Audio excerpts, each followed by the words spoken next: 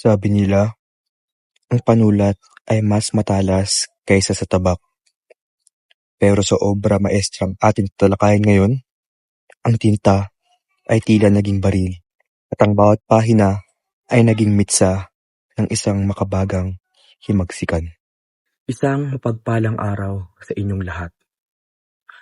Ako nga pala si Ginoong Alamado Norusin at ngayon, hihimay natin ang isa sa pinakamahalagang yugto ng panitikan ng Pilipinas, ang El Filibusterismo. Kung ang Noli Me Tangere ay tungkol sa pangarap, pag-ibig at pag-asa, ang El Fili ay ang madilim at mapait nitong pagpapatuloy.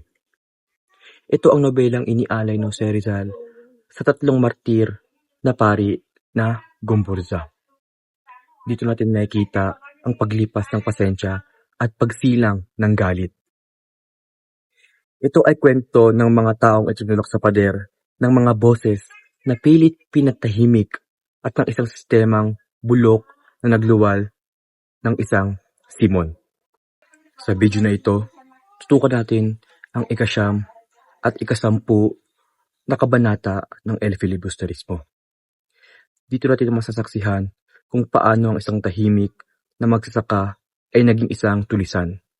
Kung paano ang mga Pilato ay naghugas kamay sa kasalanan ng lipunan.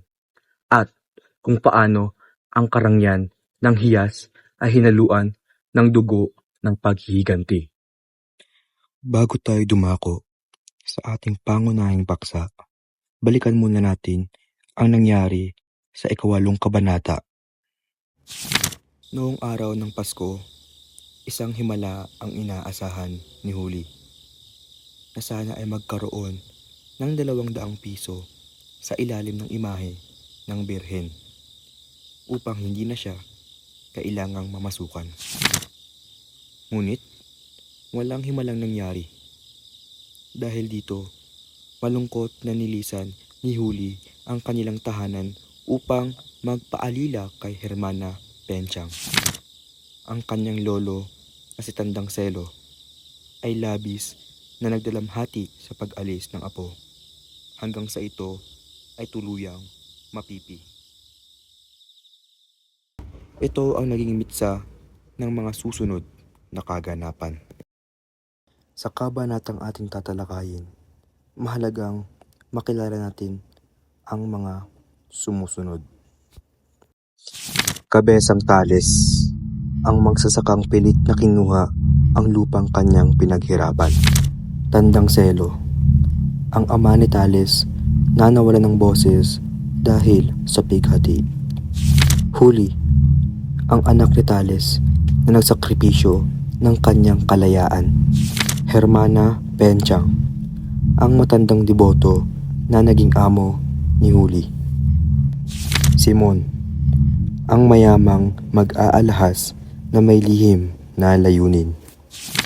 Ang mga Pilato na sina Teniente ng Guardia Sibil, Padre Clemente at ang Uldog, ang mga taong naguhugas kamay sa kasawian ng pamilya ni Tales. Sa ika-9 na kabanata, makikita natin ang reaksyon ng bayan sa sinapit ni Tales. Sa halip na habag, ang nanaig ay ang paghuhugas kamay ng mga nasa kapangyarihan. Nagdiwang ang mga praile dahil nanalo sila sa usapin. Ang tenyente ng Guardia Sibil ay katwiran na ginagawa lang niya ang kanyang tungkulin nang kumpiskahin ang mga sandata ni Tales. Maging ang Uldog na tagapangasiwa ng kura ay nagsabing kasalanan daw ni Tales ang nangyari dahil hindi ito marunong sumunod. Habang si Hermana Penchang naman ay walang habag na hinusgahan si Huli. Sinabi niyang ang pagkapi ng kanyang lolo ay parusa ng langit dahil hindi raw marunong magdasal at magrosaryo ang dalaga. Sa huli, pilit na pinalaya si Tales at ang kanyang ama sa sarili nilang tahanan. Dito naman sa ika-10 kabanata, tumuloy si Simon sa tahanan ni Tales sa pagitan ng San Diego at Tiani. Ipinakita ni Simon ang kanyang mga nagmamahaling hiyas gaya ng mga antigong alahas mula sa Roma at Ehipto. Habang ang mga taga-nayon ay namamangha sa yaman ni Simon, si Tales ay tila isang tigre na nagmamasid. Inalok ni Simon na bilhin ang agnos ni Maria Clara na pagmamay-ari ni Tales. Ngunit nang makita ni Tales mula sa binata ang praile at ang bagong gumagawa ng kanyang lupa, doon na nagdilim ang kanyang paningin. Hindi niya kinuha ang yaman ni Simon. Sa halip, kinuha niya ang revolver nito at iniwan ang agnos bilang kapalit.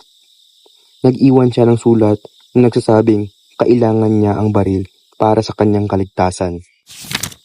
Kinabukasan, 3 bangkay ang natagpuan. Ang praileng uldog, ang bagong magsaka at ang asawa nito. Sa tabi ng bangkay ay may papel na may nakasulat na Tales gamit ang sariling dugo ng mga biktima.